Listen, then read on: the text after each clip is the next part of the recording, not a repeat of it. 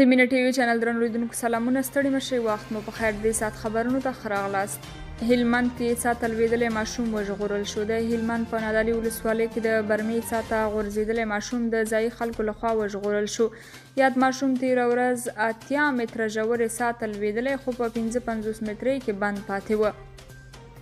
NPR وایي د پاکستان هیلې په افغانستان کې پوره نشوي. NPR امریکایي راډیو پر خپل ویب سایټ له پاکستان یو راپور خپور کړی دی. وایي کله چې د افغانستان نوی حکومت په کابل کې واک ته ورسېد نو د لومړي وزیر عمران خان په ګډون ټولو لوړپوړو پاکستاني چارواکو خوښي څرګندوله.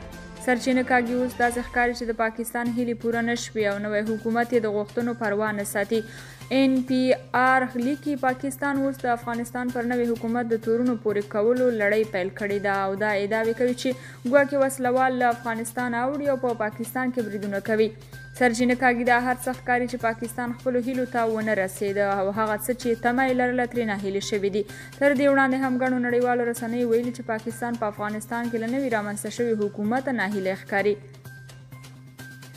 افغانستان ته میلیارډونه راغلي ډالر 90% بیرته د امریکایي قراردادیانو جیبونو ته تللي دي. یوې کاناډایي نشریې پر افغانستان بندیزونو او روان وضعیت ته کتنه کړې ده. وایي د امریکا روان غیر انساني چلند او غیر قانوني بندیزونه به میلیونونه افغانان وځپي. دغې رسنۍ ویلي چې امریکا په تیرو 20 کلونو کې په افغانستان کې هیڅ راز بنسټیز فعالیت نه دی ترسره کړی او د افغانستان د خلکو هیڅ بنسټیزه ستونزه یې نه ده حل کړې. سرچینه کاږي چې افغانستان ته د امریکا د ټولو تللو مرستو میلیارډونو ډالرو له ډلې 90% یې بیرته امریکایي وګړو او د امریکا اقتصاد ته راګرځېدلي دي. په مطلب کې راځي چې امریکا د افغانستان د مرستې په نامه میلیارډونه ډالر یوازې له خپلو بانکونو وایستل او بیرته یې د امریکایي وګړو له لارې د امریکا اقتصاد ته راولېږدول. لیکوال زیاتوي چې امریکا پر افغانستان هیڅ لګښت ونه کړ بلکې ټول لګښتونه یې بیرته د خپلو قراردادیانو په مرسته امریکا ته راوړل او شخصي امنیتي او لوژستیکي کمپنۍ یې شتمنې کړې. له همدې امله نشریې پر امریکا نیوکه کړې چې اوسني بندیزونه یې غیر انساني غیر قانوني او له ټولو نړیوالو نورمونو سرغړونه ده. د اوکراین ولسمشر وایي روسیې ته مو په تیرو 19 ورځو کې دومره ځاني تلفات اړولي چې ګمان هم نه کوه. د اوکراین ولسمشر ولادیمیر زیلنسکي وویل چې روسیې چې کوم ځاني تلفات په تیرو 19 ورځو کې په اوکراین کې لیدلي دي دا یې 2 ځله په چیچین د برید کولو پر مهال نه ولیدلي. زیلنسکي دا څرګندونه د اوکراین خلکو ته په وینا کې وکړې. هغه د روسیې لخوا پر اوکراین د روان یرغل د وروستي وضعیت په اړه ارزونې وکړې. زیلنسکي د دې خبرې په ټینګار وویل چې روسي پوځ په اوکراین کې د داسې یو قوي مقاومت انتظار نه درلود. دښمن د اوکراین د قوي مقاومت له لارې خپله لاره ورکه کړې ده. هغوی د داسې یو مقاومت تمه نه درلوده. دښمن د اوس نه په دې خبره پوه شوی دی چې د جګړې له لارې هیڅ شی نشي ترلاسه کولی. اوکرایني ځواکونه د روسي ځواکونو نه غنیمتونه نیسي او بیرته یې د اوکراین نه د دفاع په لاره کې کاروي. په اصل کې نن ورځ روس ځواکونو د اوکراین د ځواکونو لپاره د وسلو مهماتو د ډیپو په څیر دی. د اوکرایني ځواکونو ملت د میړانتیا او زړورتیا یې په خوب کې هم نه ولیدلې. د عبدالله او ګرانډي لیدنه افغانستان ته باید نړیوالې مرستې دوام ومومي. د ملګرو ملتونو د کډوالۍ عالي کمشنر کابل ته د خپل سفر پر مهال د پخواني حکومت د ملي جوړیالي شورا له رئیس سره لیدلي دي. دې لیدنه کې له افغانستان سره د نړیوالو مرستو پر زیاتېدو خبرې اترې شوې دي. عبدالله او فلیپو ګرانډي سې شنبې د کپ پر 40مه لید سره لیدلي دي چې لیدنه کې عبدالله ټینګار کړی دی چې اوسنیو ترینګلو حالاتو کې له افغانستان سره بشردوستانه مرستې زیاتې شي. نوموړي د فلیپو ګرانډي سفر افغانانو ته د ملګرو ملتونو د پاملرنې نښه وبلله. فلیپو ګرانډي افغانستان ته د خپل سفر پر مهال ویلي چې د دغه هیواد د بشردوستانه وضعیت په ځانګړې توګه د بې ځایه شوو وضعیت ارزونه یې د سفر موخه ده.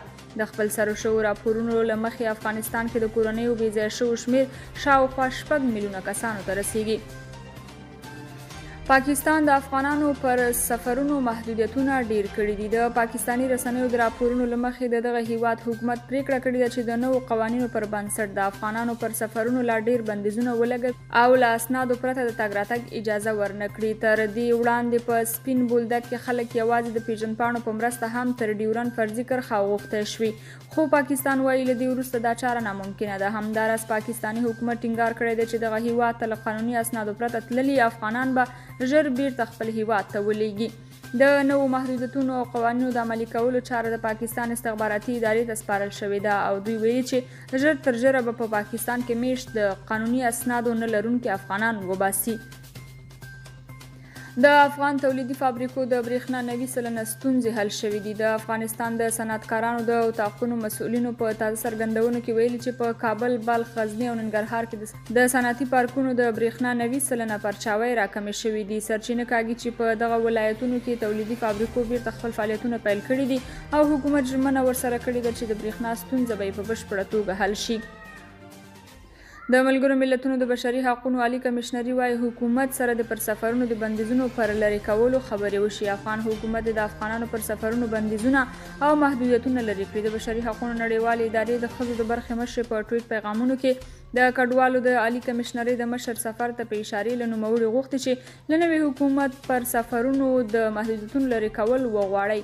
حیدربار وايي افغانان حق لري چې سفرونه وکړي او له خپل هیواده نورو سیمو ته لاړ شي. نوموړي په ځانګړې توګه د میرمنو پر سفرونو د بندیزونو د لرې کولو غوښتنه کړې ده او ټینګار کوي چې د پاسپورت ریاست د پاسپورتونو عادلانه ویش ته مخه کړي. نوموړي داسې مهال د سفرونو د محدودیتونو خبره کوي چې افغان حکومت وايي د قانوني اسنادو لرونکي افغانان سفرونه کولی شي او د دوی پر تګ راتګ محدودیت نشته دی. جرمني له امریکا جنگي جټ الوتکې اخلي. د جرمني حکومت ویلي چې په اوکراین باندې د روسیې د برید په ځواب کې به د امریکا د متحده ایالاتونو څخه لسګونه F-15 جټ الوتکې وپیري. د جرمني د هوایي ځواکونو قومندان جنرال انګو ګیرهار ترز ویلي چې د پوتین یرغل ته فقط یو ځواب شته او هغه د ناټو اتحاد او باوري مخنیوی دی.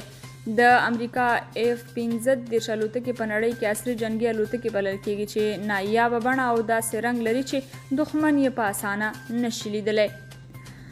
امریکایي استخبارات وايي ښایي پر اوکراین د روسي بریدونه شدید شي. امریکا وايي د دې احتمال شته چې په اوکراین کې د روسي بریدونه زور واخلي. د امریکا د مرکزي استخباراتو چارواکو ویلي پوتین اټکل کاوه چې ښایي ډیر ژر وکړي شي اوکراین ونیسي. خو د زرګونه کسانو وژل کېدل او د روسي تلفاتو دا چاره سخته کړې او پوتین یې غوسه کړی دی. امریکا وايي د دې احتمال شته چې پوتین د خپلې موخې د ترلاسه کولو لپاره بېرحمانه بریدونه وکړي، خپله غوسه سړه کړي او اوکراین تسلیمېدو ته مجبور کړي. په ورته وخت کې د ناټو ځینو غړو هیوادونو تازه له اوکراین سره د لا ډېرو مرستو خبر ورکړی دی. اوکراین کې بیا جګړې پلازمینې کیف ته نږدې شوي دي او د اوکراین د دفاع وزیر ویلي چې خپلې دفاع ته ادامه ورکوي. د دې ساعت خبرونه تر همدې ځایه و. تر بیا نورو خبرونو د خدای په امان خوشحاله ژوند ولرئ.